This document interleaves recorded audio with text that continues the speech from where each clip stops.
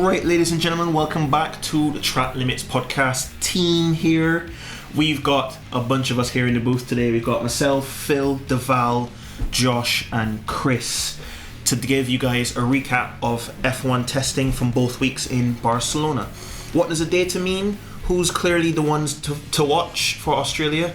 Stay tuned, you don't want to miss it.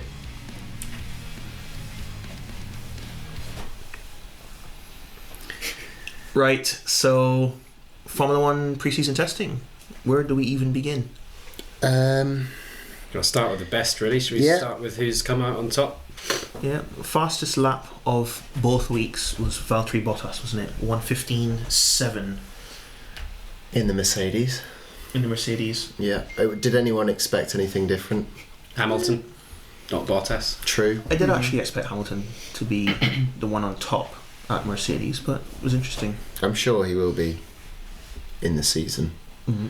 I just think, testing, it's not the be-all and end-all, is it? Yeah, that's true. I think Mercedes have had a very impressive start. Definitely came out of the blocks quick, didn't they? Mm-hmm. Introducing some new upgrades, interesting technological advancements that we might discuss, but they certainly seem like the team to beat. Yeah, I would say. They've definitely done their homework, and based on their first week in testing, they had pretty much a trouble-free first 3 days. High amount of laps done over the first 3 days. I'm pretty sure each of them were well into the 100 mark on just over a half day, and they were sharing each day, weren't they? Yeah, it's interesting because the drivers, some teams adopt different ways of doing it, don't they? Some teams have drivers doing one whole day, and then sometimes they share a day on other ones. Yeah. Anyway, Mercedes. Josh, what do you think about Mercedes? It's a bit worrying, to be honest. Not for Mercedes, but for the rest of the teams, because I would still question whether they're still sandbagging.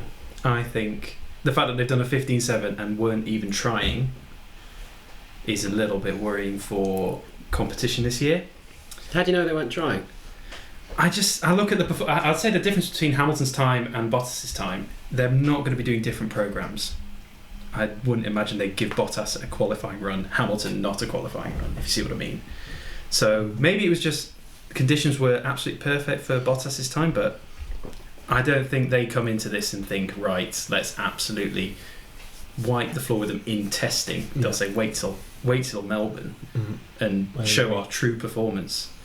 They were quite happy to take the headlines with their DAS system for the first couple of days, but I think really they weren't looking at performance. I think they were looking at just settling the car down, and they did that in the first week. Yeah, it's ominous, isn't it? I'm worried, as a fan, I'm worried we're going to see something that will look like 2014 again, or 2015 or 2016, where they just had no competition yeah. at Just all. the two of them, just basically the two of them fighting. What I don't want to happen though, if they're that far ahead, I don't want it to happen like Hamilton and Rosberg on that dreadful year when they came together at Barcelona.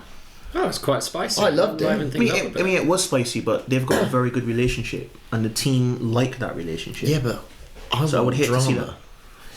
Yeah. I can see that. I just hate to see that relationship between Hamilton and Bottas go sour, because there's no one else to challenge them. I don't think Bottas is able to put up anywhere near as good a fight as Rosberg anyway.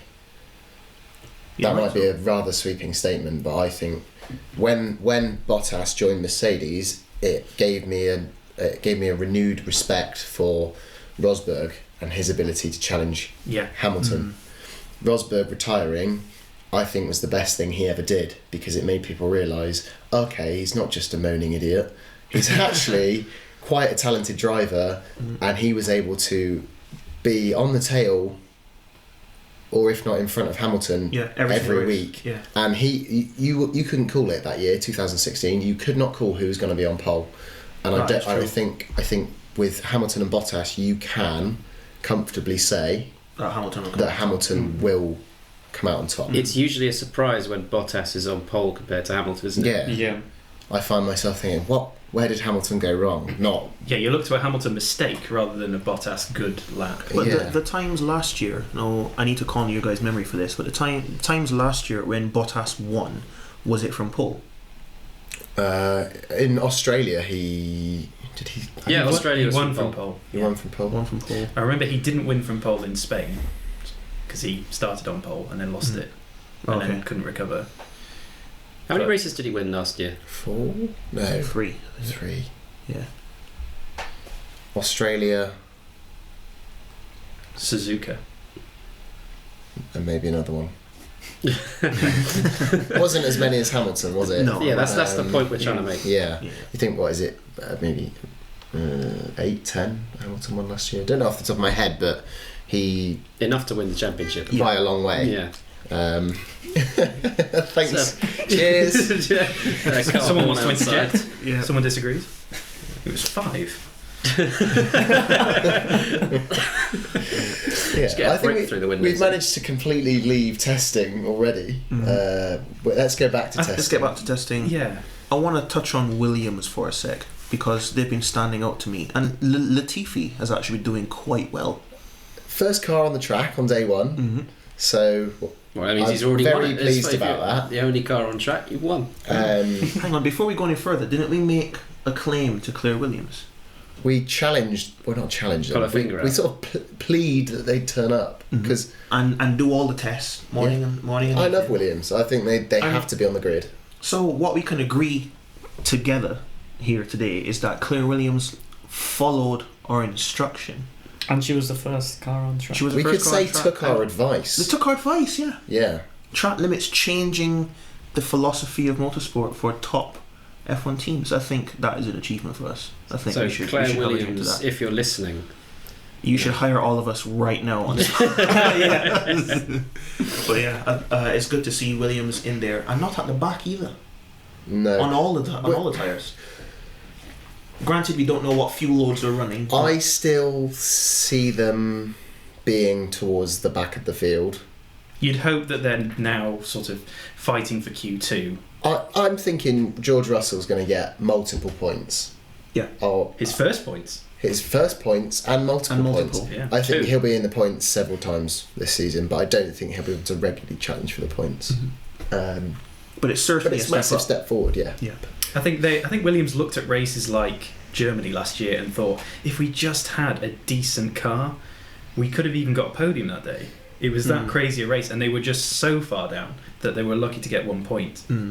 But every other team, Toro Rosso's Racing Points, that's Yeah. going to be, with the Racing Point as well, they were fighting for podiums, and Williams were just never in it at all. Didn't even have a chance. Even when they made the same call, they went to slick tyres at the same time as the Racing Point and the Toro Rosso. They just didn't have the pace to pull it off. And they just didn't have the pace to even get to that opportunity. And I think that they are looking this year to see those sort of races where they can capitalise on those sort of moments and take a good points haul just on that odd occasion when it's a crazy race.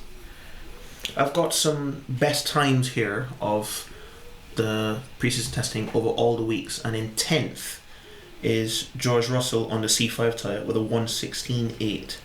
Now that's in comparison, that is just 1.1 seconds off of Bottas's fastest time, but they were more than that off of front row last year. More than that off the back row. No, more than that off the back row, yeah, exactly. So I think the biggest gains, I know Mercedes and everyone else have made big gains, but in my opinion, now this is just solely my opinion, but I think Williams have made the biggest jump compared to where they were 12 months ago. I mean, it's because they set the bar quite low. Yeah, definitely. They didn't plan to set the bar low, Well, but no, I mean, I get your point. Yeah. They've come on leaps and bounds, it seems. Latifi especially might be a bit of a... Is there a pigeon outside? yeah. Sorry if you can hear a pigeon. Newest Pigeon is member trying of to get in the Trappers. booth. Dr. Doolittle over there coming in. I think we're going to go and say a different team have made the biggest step forwards. I'm going to say that I think Racing Point might have made the biggest step forwards. Yes. And Partly that's- due to their excellent photography skills And drawing. and drawing. Brilliant drawing. Yeah. I mean, full credit to them. I thought I was going to commend their paint skills. They just painted over the Mercedes. Painted over the silver. Did Not a stole hint of the silver. W10? Yeah. They stole the W10 Incredible. from last Who year. knew and pink was such a wrapped good it. concealer? So is it probably day 1, day 2, where these headlines came out about how horrendously similar the Racing Point, the RP20 is to last year's Mercedes W10. It was the first thing I saw. I was like, is that the Mercedes? I thought there was something wrong with my screen. Genuinely, it is exactly the same nose, exactly the same front wing, and from the even front, the little tiny details on the front wing, yeah. it's just identical. And I was sort of trying to just process what I was seeing, because I was thinking, have they genuinely copied the W10 from last year and then made that their race car and have put that out there and said, we are a manufacturer and this is what we've made? See, I was watching some of the coverage, and Andy Green, who's the technical director of Racing Point, was being asked about its similarities, and he said, it's not a direct quote, but he said something along the lines of, yes, we've copied it, everyone is free and available to take pictures of the cars, we've taken a picture of the fastest car and it won the championship, so why wouldn't we copy it? Mm-hmm. They didn't steal the plans or anything like that. All of the drawings were done from pictures of the Mercedes. That's just skill of designers being able to see the shapes on that W10, draw it on their little sketch pad and make it pink. Yeah. So hats off to them. I mean, it's quite sensible. Yeah. They're not going to copy a Williams from last year, are they? No. They have the Mercedes engine. Mm-hmm. They have they've adopted the Mercedes low rake philosophy, whereas they were previously trying to use quite a high rake philosophy. And I don't really blame them. Yeah, I mean, you look at the performance and testing, it's incredibly strong, and patting themselves on the back, I'm sure. And to be honest, most of the paddock are saying, well, it's worked for them. They haven't. Not broken it's the very rules. hard to copy a car effectively, because Especially the way they've done it. and to make it as fast as, you know, potentially last year's W10. It's not just. It isn't as simple as, you know, tracing over a design and just putting that in the wind tunnel and it's immediately fast. I think from what I was listening to when I was watching a bit of testing, Rob Smedley was on, and he was talking about how they probably started with a very poor version of the W10 in their designs, you know, CFD and wind tunnel, and then they perfected it over months. Started from a low base, but have worked it up to a higher gain than what they would have had with their original philosophy of the high rake and more towards the Ferrari Red Bull side of things. And it's been a brilliant baseline for them to start the season with, where they usually their form is quite poor at the beginning, and they have to wait for mid-season upgrades around Barcelona, Monaco, and then their season gets going. But they're going to be starting from a great position. Starting with a very good package. They had the big cash injection as well, didn't they, from Mr. Stroll, multi-billionaire. And also, with it being 2020, they should be getting 2018, 2017's pay packs in now, which was the year that they were fourth in 2017. They had some strong performances, didn't they? So they've now got a rush of resources coming in, so we can see that. Was 2017? What year did Force India become Racing Point? 2018, midway through. So wouldn't all of 2017's prize money go to pay off the Bank of India? Potentially. So they might not see anything. Well, yeah, true. That is a very good point. I don't know how administration works. No. I'll just put that out there. Potentially. But they might not see very much at all. Getting back to that point you made just now, Phil, on the engineers, it is difficult, extremely difficult, to be able to make designs from images you see. Yeah, no, I'm, and that's why I'm commending them and saying that they've made the most progress. They have used pictures, but it's not as simple as that. It's not just like copying someone's homework word for word. It's a rather different. If you blow up the two images side by side of a W10 and this year's RP20 is what it is, RP20, yeah. and you look at it from certain angles, you can see, that looks very, very, very similar. But there are bits, if you're looking for it, Side pods that are different. The side pods and the intakes on the side pods are definitely different. The barge boards on the sides are still quite different, although they have a lot of inference. There's smaller intake, isn't it? Really. Yeah. We've got an image of half of a Mercedes Sliced W10, down the middle, yeah. half of a RP20. They've got the camera pod on the side of the airbox is. I've never seen anything like that on any other car. They've gone for like a sort of Yeah, torpedo round. approach. Low down Oh, yeah. Formula cars had something like that. Yeah, Didn't there's they? Formula 3, Was it? wasn't it? Yeah, the old Formula 3 had a big Formula 3s, intake yeah. that stuck out the side of the airbox. Looked like a jet engine, but Yeah. it wasn't. I saw a meme during pre-season testing on the BUKC page actually about Princess Leia reference with the two buns on her head. That's pretty much what it is. Pretty much what it looks like. I mean, those are specific to testing, aren't they? They'll have significant amount of cameras, infrared cameras, looking at every corner of the front and rear tyres, just to see what tyre deck is like, what they can improve on mid corner and that sort of thing. So that will come off for Melbourne. Maybe it might stay on Friday, but I think during the race it has to be mandated. It has to be the Proven. FIA camera. But and I think it's probably also a pickup point from the paddock or from the garage for things like attitude sensors and pitch, roll and yaw from a higher up point on the car to correlate with CFG and stuff like that. So quite often you'd run like a G meter or like an IMU unit somewhere where the centre of gravity is, and that basically acts as a big gyro to give you your pitch, roll and yaw and accelerations and decels that you can then correlate to other accelerometers across the car. So I get the feeling that that's also probably what it's for, to have another pickup point from higher up. I've tried to understand that. Believe me, I've tried, but I haven't got the brain power for that. Sorry, my friend. In essence, left, right, up, down, forward, back. Yeah, and then X you square, put a triangle, circle, Yep, and L1, then R1. yes, and then you put a camera higher up so you can see what it's doing from a different angle. Yeah. I get you. There you go. Thank you, Chris. Yes. Physics. Some other standout performances then, what would you guys say? Renault, yes. Renault. I was impressed with Daniel Ricciardo's lap on the last. Was it last day? The last day. It was a good lap. I like that Renault. I think it looks quite nice in that black testing livery. Wasn't that time that Ricciardo did his fastest ever? Yeah, for Around around Barcelona. Catalunya, yeah. Considering he came from a Red Bull, I think that is A Red Bull of 2018. 2 years development. Yeah. So I think That's the rate is of progression, promising for Renault. But again, likewise, and we need to stress this over and over, we have no idea what fuel loads they're running. No idea, do we? But I mean, on the face of it, good lap, impressive. Incredible that. I think they've been quietly sort of getting on, haven't they, Renault? Yeah. There's not been any gigantic failures. There's not been any huge successes. They've just got on with the programme, and they've produced quite a quick lap on the last day. Yeah, they're not toying with either their competitors or themselves. They're not slowing down on the straights, making it quite clear that we don't want to show you our pace. They're just doing that. They're just doing their own thing. Shame they couldn't come up with a livery.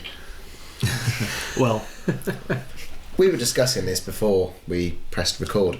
I quite like it. You hate it. It's What, lazy. the It's test not that it's livery? laziness. I think it's a crap colour black.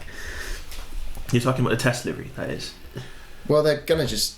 I don't know what they're gonna do. I don't think they even know. I think the image has been leaked, and it has looks been. almost identical to last year. You just put the new 2020 There's a nose, skinny nose on it. yeah, Yeah, and that is the livery. fair enough. Yeah.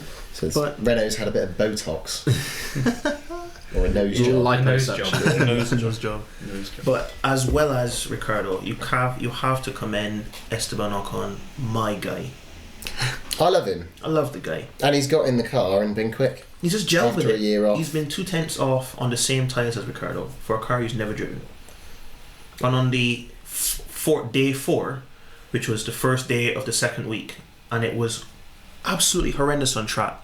Everyone was on full wets, then to inters, and then it started to dry out. And he was first out on the track in the inters, slipping and sledding all over the place, but did a really, really good time, being a first flying lap.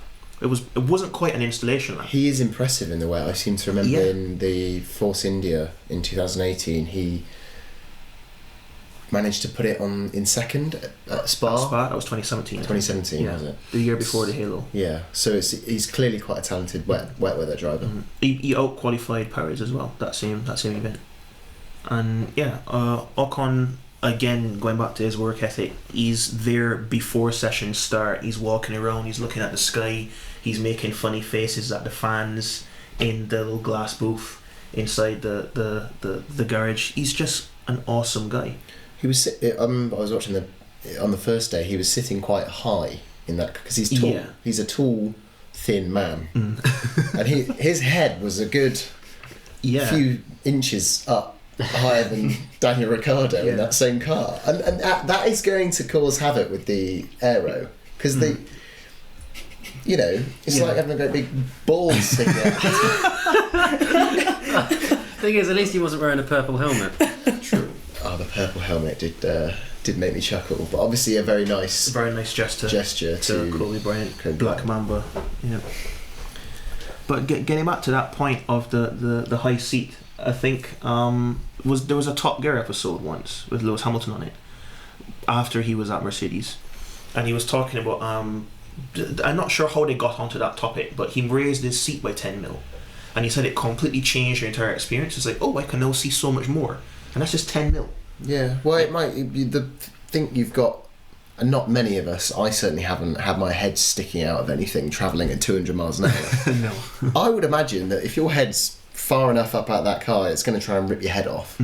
Helmet being pulled up, all kinds of things like that. But obviously, the airboxes and the fins behind the cockpit are designed to fit in with the helmets. Yeah. Remember last year, Max Verstappen, his head was too big or something, so he had to change helmet manufacturer, and that meant that the helmet didn't fit in with the aero design of the car. But even look at the Renault drivers. Look at Ricciardo's helmet and Ocon's helmet. No, their spoiler on the helmet is a lot lower and a different shape and angle compared to everyone else's helmet. Although they're still a Bell or RI helmet that they use. Yeah. And that's because it's blended with the profile of the car and the intake.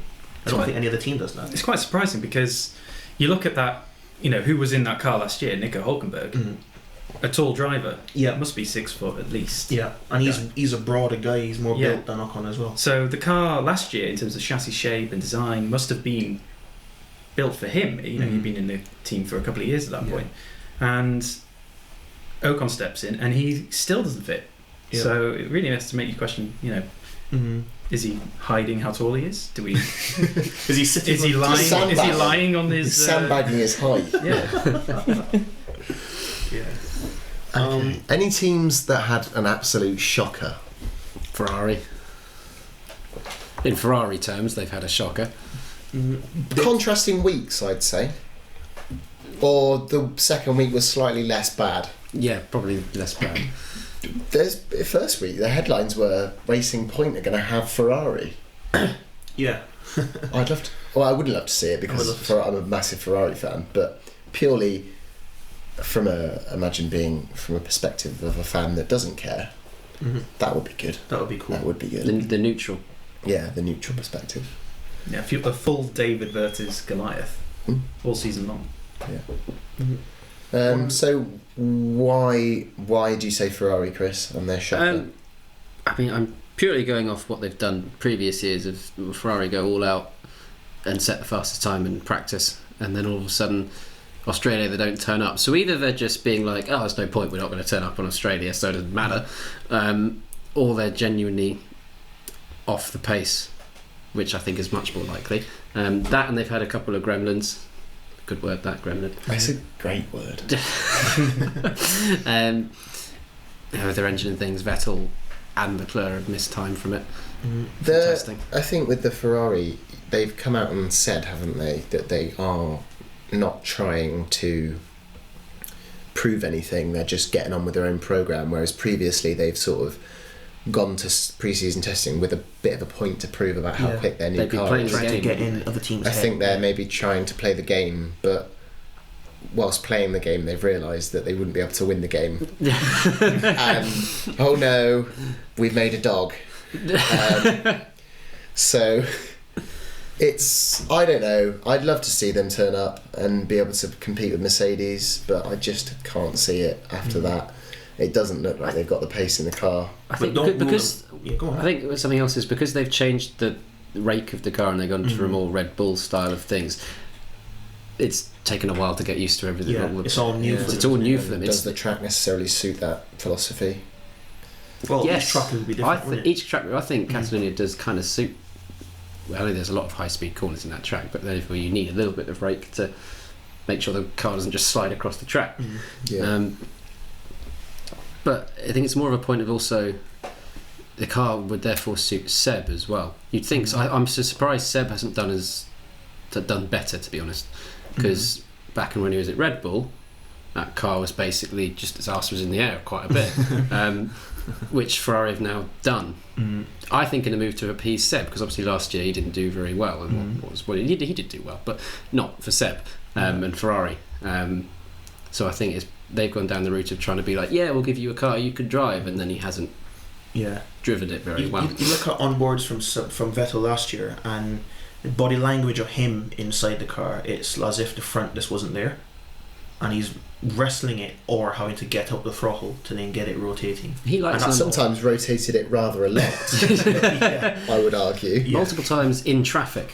Yes, and he's always been known to have the car underneath him from the front, as with his Red Bull days. So he likes an understeery car, doesn't he? But granted, he was did he have the flu for the first week of pre-season testing this year?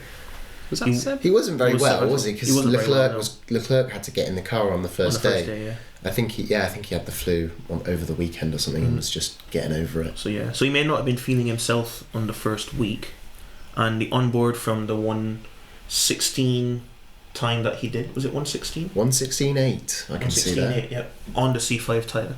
But that onboard didn't look particularly impressive in the corners. He was missing all the apexes, and it looked as if as he turned in, it just went away from the apex, washing away on the front end. Which I would say sounds like it's running heavy, i.e. a lot of fuel. That's mine. Potentially. That's the other side to the. This is where testing throws up so many surprises, because you would say it doesn't turn, it's not stable and it's not quick, but those sort of things either are because the car is slow, it doesn't turn, and it's heavy, or you are saying, well, it's heavy because it's got a load of fuel in it and they're just doing runs to get race performance. Because if you look at the last couple of years, they've been lightning quick in quali. I think they had most pole positions last year with Charles Leclerc. Charles Leclerc had 7, didn't he? Yeah, and then they just fell away in most of the races and Mercedes came through. A lot of that was reliability as well. A mixed, reliability and definitely. Hitting each other. And they couldn't get the tyres in the window, could they? That window. Ferrari's window was very small. Their strategy was crap. Yeah. So this has been their opportunity to try and understand the car in a race situation and actually develop the car for the race where the points are. It's very possible they're just taking a very different approach. Yeah. So testing, So I'm hoping. This again, we come back to hope. I feel like Ferrari are setting themselves up not to fall, but to make better of the season than they have done previously by the approach that they've taken. And they're keeping quiet, they're keeping calm. Yeah. And it's just a case of see what comes, and if they're slow, they're slow. If they're fast, they're fast. I have a question on that point then. Suppose that 1:16.8 on a C5 tyre is a high fuel load. Can we, before we carry on, can we just clarify these tyres?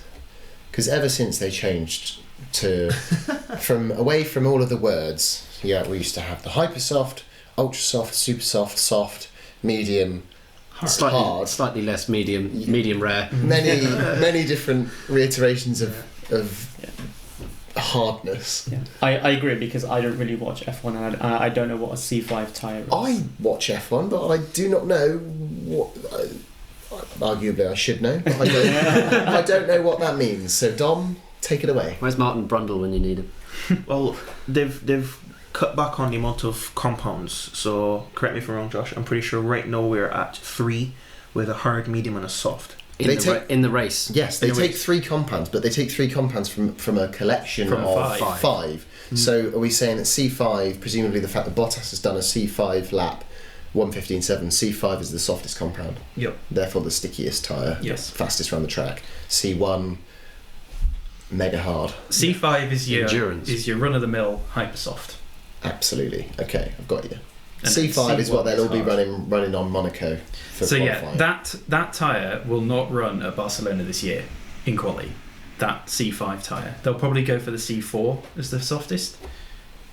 So, but what they do is, the idea was they keep it simpler for people when they actually turn up and watch the race. So they see switch it they to see a medium, hard, and they see a soft. medium, and they know that the softest one will be the fastest, the medium one will go a mid distance.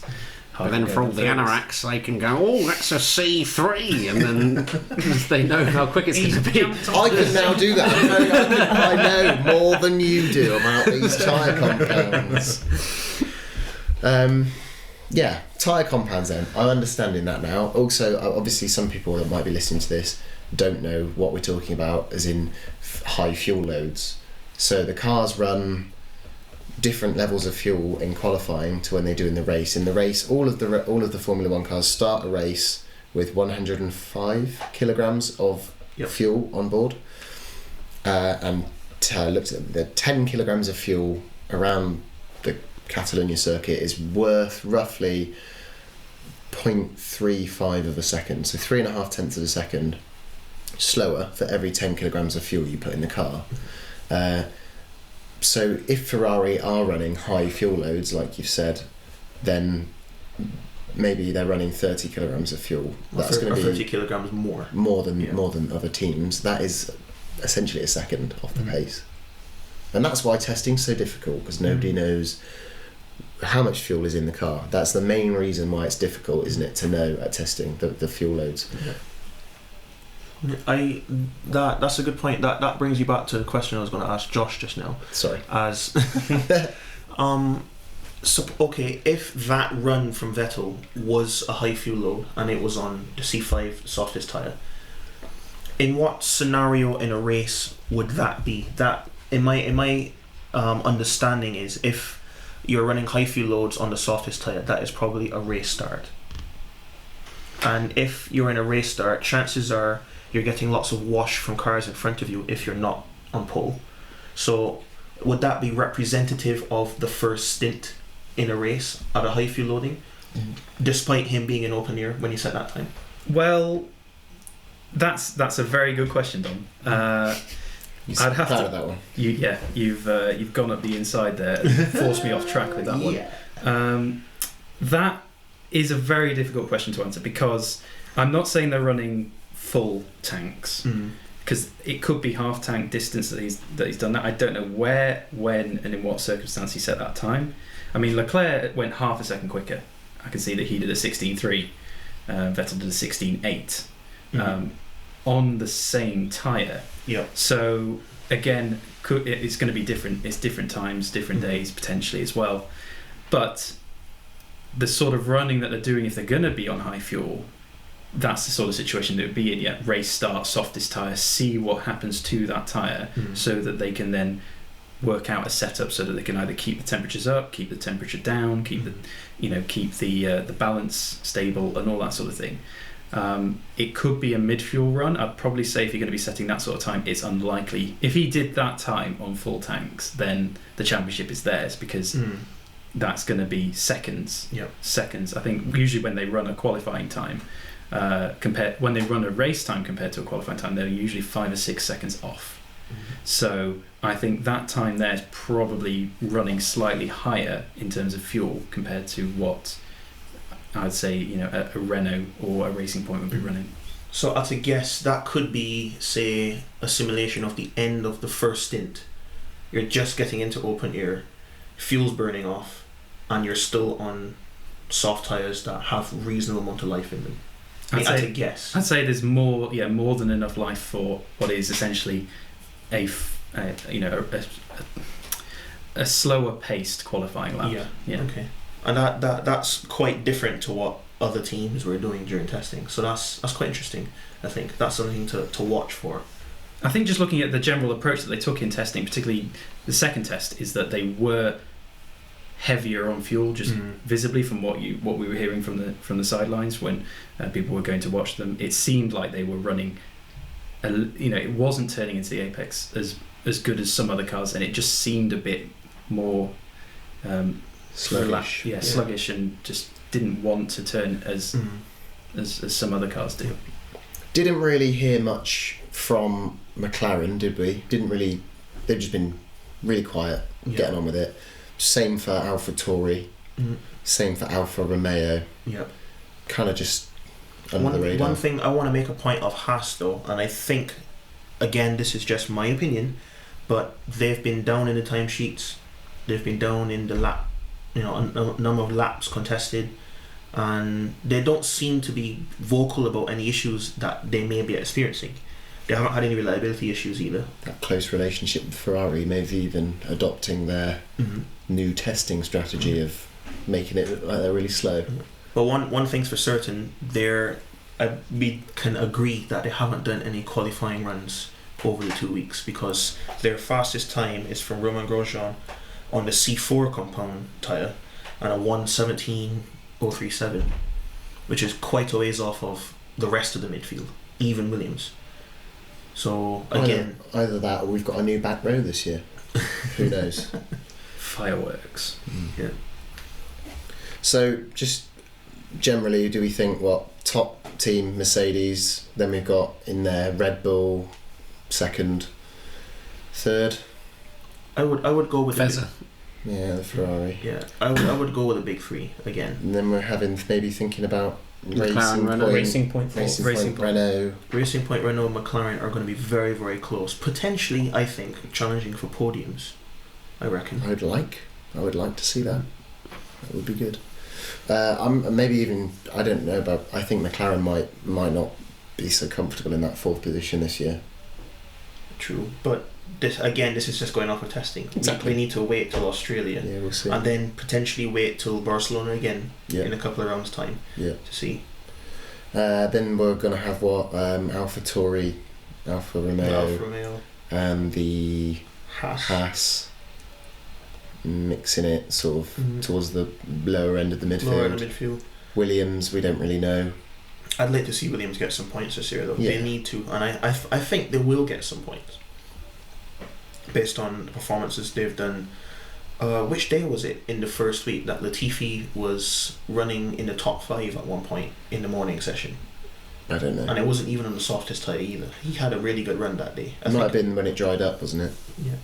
It may have been either day 3 of the first test or day 4, which is day 1 of the second test. But he seemed to suddenly just gel, and he seemed a lot more comfortable. He was, the car wasn't moving around. He looked quite comfortable inside the car, not fighting it much.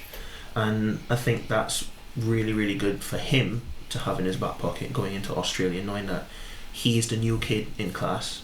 Everyone's expecting him to be not very good, and he's gone up there and showed that, well, actually, you know what, I'm comfortable here, I want to stay. So well done, Nicholas Latifi. Yeah. To wrap up, should we do a quick prediction and hope? Dom, hope? I would like to see a Williams in the top 10. Prediction, it's going to be a Mercedes winning it. I can't tell you which of the two, but it's going to be a Mercedes winning it. Josh? My hope is Norris getting a podium. I think that's good, because it's a hope. That is 100% a hope, because but it's not impossible. You look at that car; they're keeping very quiet. I'm hoping that they'll spring a surprise, and then in reality, it's probably going to be a Mercedes one too. Okay, that's my opinion. How about you, Phil? I hope that Verstappen. The reason I say Verstappen is because I don't think Albon is at a stage where he'll be able to do this. But I hope Verstappen, by means of either a magic start or a blitzing qualifying lap, splits the Mercedes. And I can see that happening too. He's got it in him. Yeah, I think at the start he's very aggressive, isn't he? And might have someone up the inside or around the outside or wherever, try and go through them. He's done it before, but there we are. Prediction, I predict that. I'm not sure. Well, fortunately for you guys listening, you can't see Phil right now, but he's got a very, very pensive look on his face. The tongue is out. I'm thinking. He's thinking very, very hard. I think Ricciardo is going to be best of the rest. Ooh, okay. That's my prediction. And he's looking good in that Renault. You're sure that's not a hope?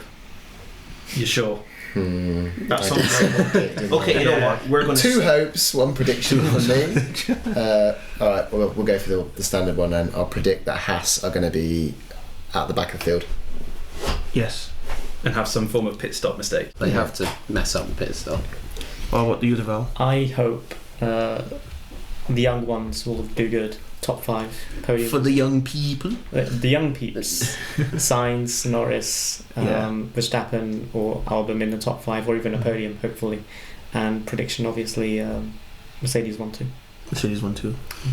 Right. Prediction, Mercedes are going to not walk it, but I'd be surprised if there was any sort of contest between Mercedes and anyone else. So Mercedes 1-2, and then my hope is that Giovinazzi does well. Ooh. Big up Giovinazzi. Giovinazzi. That long mane of a man, Italian thoroughbred. Gone and got himself a ponytail. Yeah, I reckon. Rap stew. Yeah, but that's him. He's turned up. Yeah, Giovinazzi, top 7. I'll be up. I think that's a good. Being specific. Yeah, we're going to hold you to that, you know, Chris. if he comes 8th, I'm going to find out from him. Drive to Switzerland. Knock on their door. No, just me and a very disgruntled face. I think that's the perfect way to end our pre-season testing recap before the season kicks off. In essence, don't pay attention to anything we've said because it would all be wrong. I think we might have been very wrong. You might have been very wrong. You may have Nicholas Latifi winning by 30 seconds over, say, an AlphaTauri. I mean, anything can happen at the season opener. So I think it's going to be exciting for one. Fireworks will be happening. Except we all know Mercedes 1-2. Anyway, thanks for listening, guys. Thanks for listening. Thank you. Track Limits team, over and out.